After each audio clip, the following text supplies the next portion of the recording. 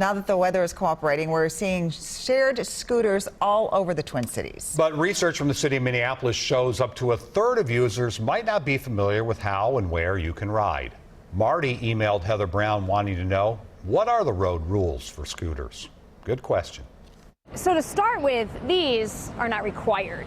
Not required, but we encourage them as much as possible. There are about 800 shared scooters in Minneapolis, up to 1,000 in St. Paul, and there are some rookies out there starting them up. This is my first time. Ever ridden one of these things before? No, I haven't. I don't know the rules. So no riding on the sidewalk. That's good to know. So what's the biggest mistake you see people make?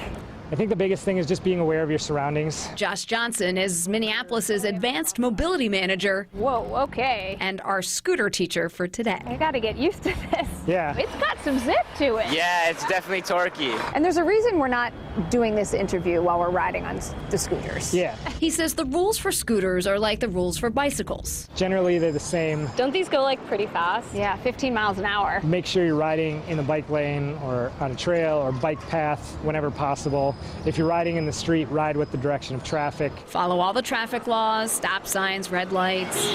Can scooters ride tandem down this road? They can be ridden in tandem in the street. In a bike lane, that the width may not support that. Renters have to be 18 years old and have a valid driver's license. Yeah, okay. And that's a discussion we've had with them to determine whether or not that's appropriate or needed. Ultimately, the most important rule applies to everyone on the road. Pay attention, whether you're two wheels. It's harder to see you on a scooter. Or four. I'd say just be careful. Or more. Don't be distracted. Heather Brown. Well, have fun. WCCO. Awesome. Yeah.